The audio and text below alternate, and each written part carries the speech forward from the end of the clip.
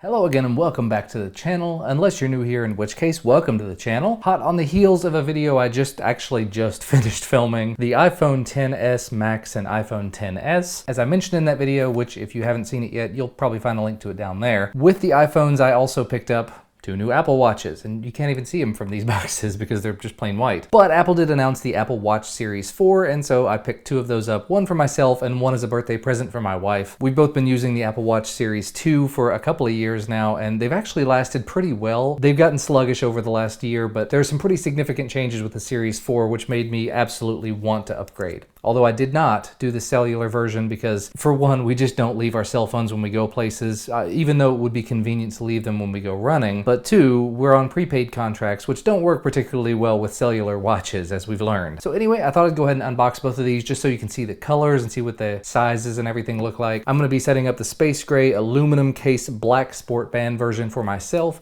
I had the Nike Plus version for the older one, but that one was not available, and realistically, I don't find myself using the Nike Plus features like ever. I did at first, but now I just use the traditional activities, and those have gotten the job done for me. So without any further ado, wow, this is kind of a convoluted package. Normally Apple packaging is a little easier, but oh well, might as well do the other one while I'm in here. That's very weird. It's got a little tab on it, but it doesn't actually pull everything off. And I've seen little hints of this from other people's videos. I'm curious how this is gonna work because it looked kind of like origami on their other videos. So let's pull these little tabs out of the bottom. Oh, that's pretty neat. Camera angle's not really wide enough overhead, but here it says Sport Band. Maybe you can see that. Designed for the Apple Watch Series 4, but works with any Apple Watch. This is the black Sport Band, and this should work with any of the 38mm bands that I've got, even though this is a 40mm watch. And the other part of this should be the watch face itself. We'll go ahead and open that up. Got some documentation over here. Things about setting up the watch. Another little charging brick, just the standard Apple 5-watt USB charging brick. Oh, but this is different and interesting. Here's the face of the Apple Watch itself. I'll zoom in to get a slightly better look at it. But as you can probably tell here, it's in a little bit of a felt pouch, the top and bottom of which are open. So I guess it's like a case for your watch. Oh, there you go. I think I may have accidentally hit the side button in pulling it out, but there is the new 40mm Apple Watch. And put it side by side with the 38mm. You can see form factor wise, it looks very similar, maybe ever so slightly larger. But one of the biggest differences, and maybe you can see it from this, is that it's significantly slimmer. Additionally, and this is one of the things I really liked about it, one of the reasons I was very interested in it, around the back here, instead of just having an optical sensor for heart rate, it's got a metal band around it and then a contact here on the side. So once the software update does go through, this will actually be able to do an ECG, meaning if you have it on your wrist, you put it in the right mode, and you put your finger on the digital crown on the side, it'll read the electrical rhythms of your body to make sure that your heart is in a traditional sinus rhythm, or to check to see if you have atrial fibrillation, which is not a great thing. It's great that it has the ability to do that though. There's also things like fall detection. I do tend to fall a lot. If you ever watched any of my vlogs from when I used to go run all the time, I fall entirely too often, just because I'm clumsy. And I tend to run when it's dark, and that's not a great idea. But anyway, this will hopefully help with that as well. Just being able to notify friends and family and whatever else if you fall, if your emergency contact can be notified. But let's just see. Now it says setup. So this is the English. We're going in the US.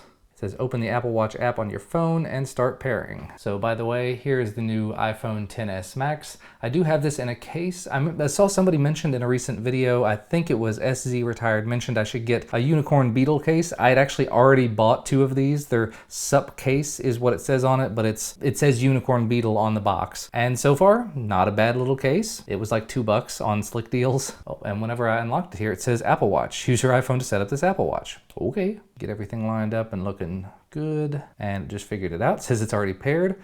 Do we want to restore from a backup or set it up as a new Apple Watch? Might as well restore from a backup from the one that's currently paired, because I'm going to swap from that one to the new one. That's one of the things that I've gone through an awful lot of Android phones, and I've gone through quite a few iPhones at this point, and the transition process between Apple products has been a little bit more seamless in my experience than the ones with Android devices and with Windows computers and with just anything that's not Apple. And I'm not trying to sound like an Apple fanboy. I know I'm making two Apple videos in a row, and I just bought a bevy of Apple products, but just the process of transitioning from one device to the next, they make it very, very simple because I guess they expect you to constantly be rebuying their products. products, which is, it's what I do. Let me go ahead and we'll get the band on this, and I should be able to complete my transition tonight. Not sure how long I'll stick with a black band, but I do have a couple of other bands that I've bought over the last couple of years. Anyway, here is the black sport band. So you can probably see there, it does have 3 sections for it. You have the large band and then the smaller one over here. So just depending on your wrist size, you can pick whichever one is more comfortable. Oh, it already says, please continue your setup on the iPhone.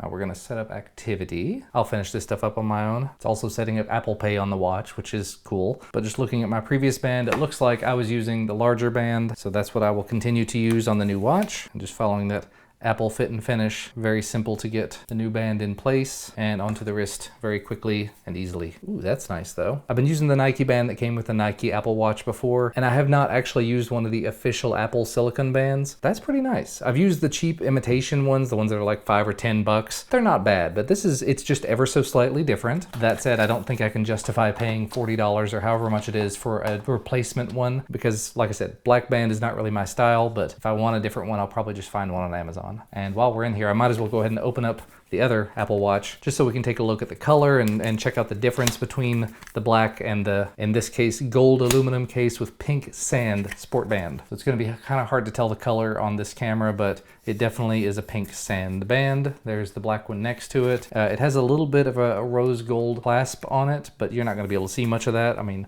that's how much of the black one you can see. And then for the watch itself, you can kind of see there, it's in its own little felt pouch. Try not to press the button as I push this out. Yeah, so I must have accidentally hit the side button before, but as you can see, this is what they're calling gold, but actually when you put it next to the gold phone, I heard iJustine talk about how great of a match it was, but these are completely different colors. This is a very shiny gold, and this is more of a matte, almost rose gold, which I think my wife will definitely appreciate. And unfortunately, at the end of that last clip, my camera actually overheated for the first time ever. And so it is a few days later, which is kind of a good thing because it does give me the opportunity to tell you about my experience with this device over the last almost a week. So just taking a look at the watch face, this is what I use pretty much day in and day out. As you can see, there are a lot of complications on here. If I hit it and hit customize, there are 6 different places I can customize. The last watch, I think the most I had on one was 4. Maybe I'm mistaken there, but either way, this does give you a little bit more flexibility. After having spent a couple of days with this, I've noticed that the activity must be set to be a little bit different, maybe based on my size, my weight or something. It just seems like it's a little bit easier to hit the goal than it has been in the past, because I haven't been particularly active today. I worked from home and I ended up sitting a little more than I'd like. But as you can see from my little activity ring here, the red ring on the outside, the main activity ring, shows that I've more than met my move goal for the day, which is definitely more than a little bit odd. The other side of this here, as you can see, it's 9 o'clock here, 64% battery left. And I do get a sort of ridiculous amount of notifications, both from work, Twitter, YouTube, Gmail. So for it to be at 60-something% at the end of the day, that's pretty impressive battery life. Better than the other Apple Watch that I've had, better than other Apple Watches I've heard of in the past. So you would kind of expect it would get better over time. Water resistance has not been an issue. They've actually changed the way that the water dumping feature, I guess, works. When you swipe up here from the bottom, there's a water resistant mode there. And basically what that does is keep you from touching the screen and changing anything. And then you rotate the crown here whenever you're ready to leave that mode. Not sure if you were able to hear that. I was kind of talking over the beginning of it, but the sound that it makes to push the water out of the speaker is significantly lower, so I don't feel as bad doing that early in the morning. I don't want to wake the kids up doing it or anything. And with a much lower beep, that's a whole lot easier. And I say that because I actually have been wearing this watch in the shower because it allows me to get notifications and stuff while I'm in there, and also lets me be able to keep track of what time it is while I'm in the shower so I don't run late. So that's actually been very convenient. And obviously it's a brand new watch. It's the brand new watch. It's the fastest one they make. So while I haven't been really using the apps on it a whole lot yet, everything does seem to be quite a bit faster, but again, I'm upgrading 2 generations. And I don't want to get too far into it. I've only been using it for a few days here, but early impressions, I'm definitely very pleased with it. If you're using the Apple Watch Series 2 or earlier, this is probably going to be a really worthwhile upgrade for you. Not saying it's 100% necessary because most of the features I had on the old watch, but this does have a much bigger, nicer screen. It's got the haptic clickiness to that digital crown on the side. It's going to have the ECG option here at some point in the near future, hopefully. So there are some really neat things about this update, but is it worth it? If you have the Apple Watch Series 3, probably not, unless you really need that ECG feature and the bigger, better screen. So I will leave that one up to you. I'm gonna go ahead and put a link to where you can find it down below. I tend to do that with all of the videos that I make, so you can just take a look at it and judge for yourself. If you haven't gotten hands-on one first to just check sizing and everything, head to a local Apple store if you have one nearby, or probably a Best Buy or a Walmart. They tend to have them as well. But that's gonna wrap this video up for today. So thank you guys so much for watching. Thank you for your continued support. If you are new here and you have not already, hit that subscribe button to get notified when new videos come out, if you want to be notified, I guess. And I'll see you next time.